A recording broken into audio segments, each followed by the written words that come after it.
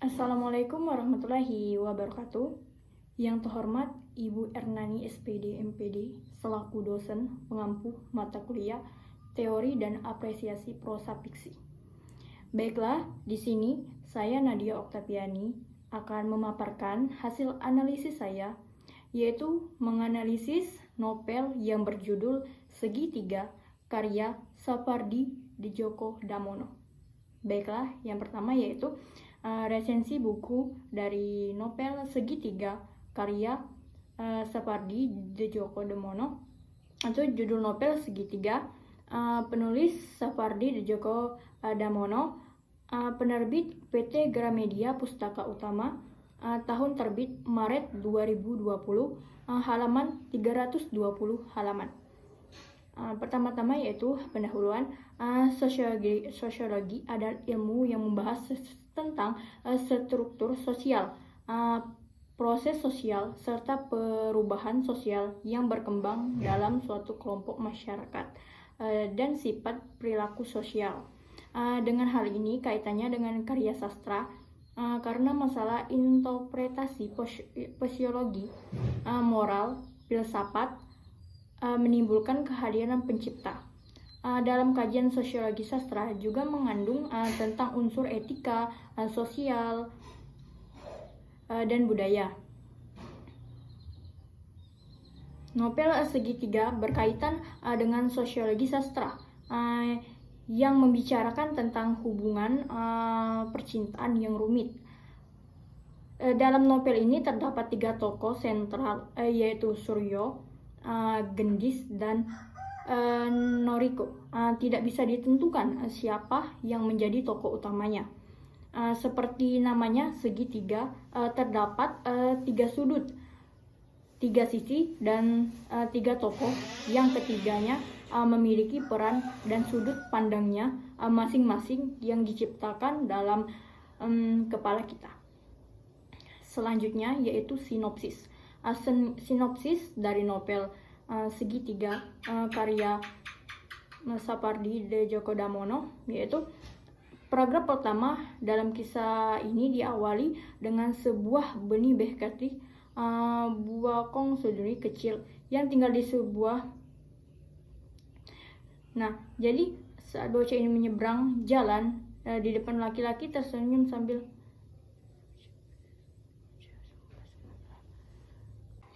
sinopsis dari novel Segitiga karya Sapardi Djoko Damono, yaitu kalau hambamu ini jadi gila beneran, gimana? Hayo. Suryo duduk di depan laptop, menunduk, dua belah tangan memegang belakang kepalanya. Lalu dia angkatnya kepalanya dan dengan memencet suatu tombol tampaklah wajah sendiri di layar komputer. Kamu bicara sama siapa sih? Tanya yang di layar. Ogah-ogahan ditatapnya wajahnya sendiri. Kok malah nanya? Lah, yang bicara siapa? Kamu. Kan? Lah, pencongkan wajahnya. Wajah yang di layar juga ikut-ikutan mencong. Terlalu percakapan mereka berhenti mendadak, dan percakapan antara Suryo dan yang di layar laptop itu pun berlangsung tanpa suara.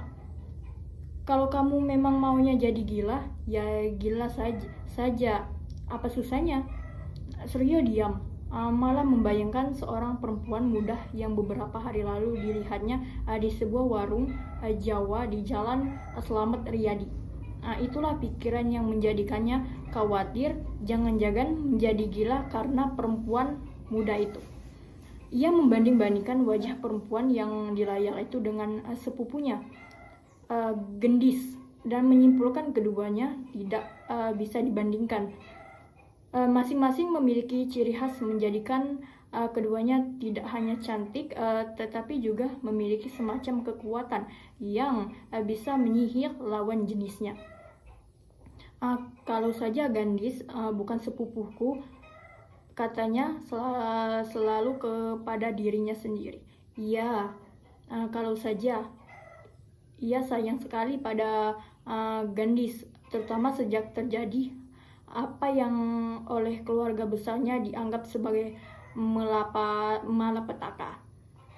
Tapi kalau aku mencintainya, gimana hayo? Suryo mengibaskan kepalanya sendiri sampai hampir copot. Oke, petaka atau bukan, apa bedanya? Terima aja.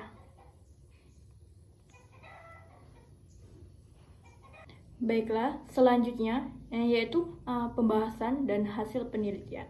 Nah, yang pertama-tama teori sosiologi sastra.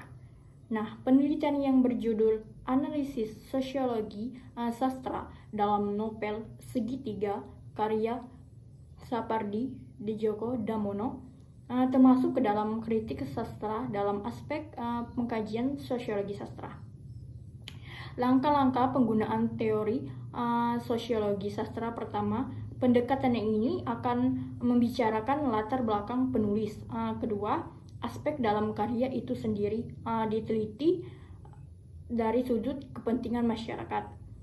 Ketiga, sosiologika memberikan perhatian yang sewajarnya pada kesan atau kesan kesusastraan terhadap masyarakat. Keempat, selain daripada kesan, pengaruhnya juga diambil kira terdapat perbedaan di antara kesan sosiologika ialah melihat tata susila, etika budaya, dan falsafah masyarakat yang terdapat dalam sebuah karya. Nah, selanjutnya itu hasil analisis data. Nah, aspek etika. Nah, etika tanggung jawab. Nah, di aspek etika itu ada etika tanggung jawab. Nah, etika tanggung jawab ini merupakan suatu kesadaran manusia akan tingkah laku atau perbuatannya, baik yang dilakukan secara sengaja atau tidak sengaja. Pada kutipan data terdapat kalimat dan Suryo pun melanjutkan pertualangannya sendirian dengan jajan di warung nasi pecel itu dari hari ke hari, minggu ke minggu, tetapi Nariko tidak juga muncul. Halaman 31. Dalam kalimat tersebut menunjukkan sikap bijak tokoh Suryo, bahwa Suryo berjuang untuk mencari Noriko dengan cara menyusuri warung yang pernah Noriko datangi.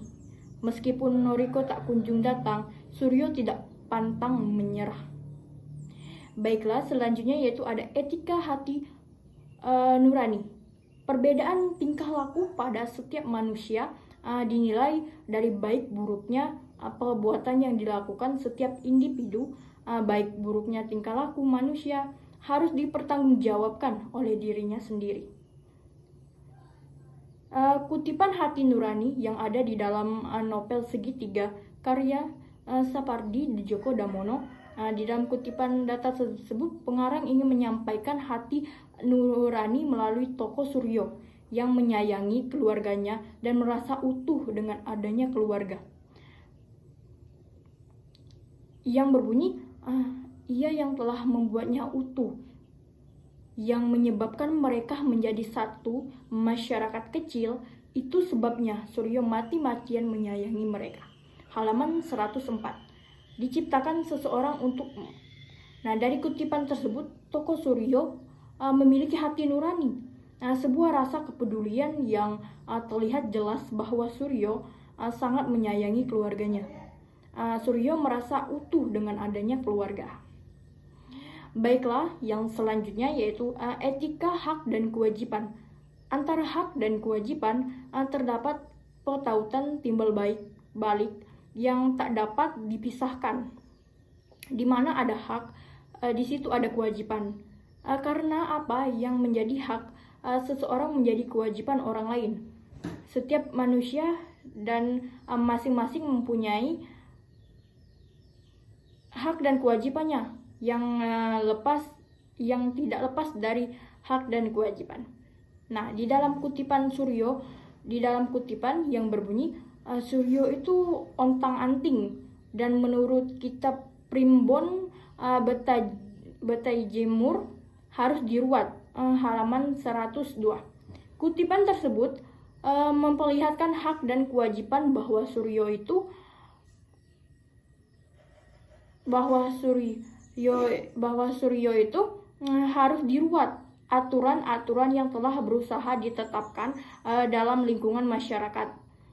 Ada tradisi yang bahkan masih dipercaya sampai sekarang, yaitu primbon. Baiklah, selanjutnya yaitu aspek sosial.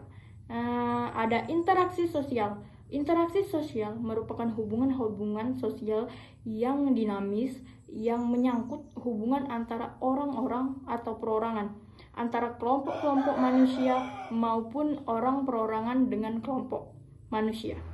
Analisis data yang memperlihatkan interaksi sosial di dalam novel Segitiga karya Sapardi Djoko Damono sebagai berikut.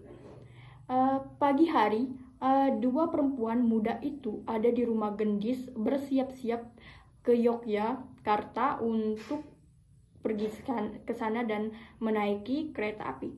Halaman 125. Kutipan tersebut menunjukkan interaksi sosial yang terjadi antara dua perempuan muda berada di rumah Gendis pagi hari untuk bersiap-siap pergi ke Yogyakarta naik kereta api. Berikutnya yaitu aspek budaya. Bahasa. Bahasa adalah sistem pelambangan manusia yang lisan maupun tertulis untuk berkomunikasi satu dengan yang lain. Kutipan dan analisis data mengenai aspek budaya yang berkaitan dengan bahasa di dalam novel Segitiga karya Sapardi Djoko Damono adalah sebagai berikut. Dalam kutipan, duduk di bawah pohon rindang yang belum pernah mereka kenal sebelumnya, menghadap ke arah jalannya yang di seberangnya tampak gedung-gedung pencakar langit. Mereka menyaksikan kendaraan yang tak henti lalu lalang. Dari kutipan tersebut merupakan bahasa daerah Solo yang artinya duduk menghadap ke arah jalanan yang di seberangnya tampak gedung-gedung pencakar langit. Mereka menyaksikan kendaraan yang tak hentinya lalu lalang. Baiklah, akhir dari analisis novel ini yaitu kesimpulan. Berdasarkan hasil analisis dan pembahasan, maka disimpulkan hal-hal sebagai berikut. Di dalam penelitian ini ada 7 aspek latar sosial yang dibahas. Keyakinan, terdapat kutipan data dalam novel Segitiga karya Sapardi Djoko Damono. Pada kutipan data keyakinan ini, keluarga Suryo diminta untuk yakin dengan warisan. Baiklah, selanjutnya yaitu akhir dari analisis novel ini, yaitu kesimpulan dari novel Segitiga karya Sapardi Djoko Damono, yaitu Gendis boleh bergaul dengan siapa saja, tetapi setiap tempat yang ia datangi memiliki ada istiadat yang berbeda, dan di suatu daerah bisa berbeda dengan aturan di daerah lain. Ketiga, kebiasaan hidup yang terdapat pada kutipan data Suryo selalu membuka layar komputer dan selalu menghayal. Di depan layar komputer memiliki keempat cara hidup. Dalam kutipan data ini, Gendis dan Noriko selalu menyembunyikan perasaannya agar tidak satupun orang yang tahu. Begitulah cara hidup yang dilakukan olehnya. Kelima, ada tradisi yang terdapat dalam data ini, yang mana Gendis akan melangsungkan perkawinan yang sesuai dengan tradisi yang ada. Keenam, pada saat Noriko bepergian, ia sudah mengetahui tradisi di sana dari orang-orang Okinawa yang menaiki pesawat. Ketujuh, cara berpikir. Dalam kutipan ini membahas cara berpikir yang dilakukan oleh seorang pemuda yang bernama Suryo, yang mana imajinasi Suryo sangat kuat dalam mengingat ataupun dalam menyelesaikan suatu permasalahan. Baik, mungkin itu saja yang dapat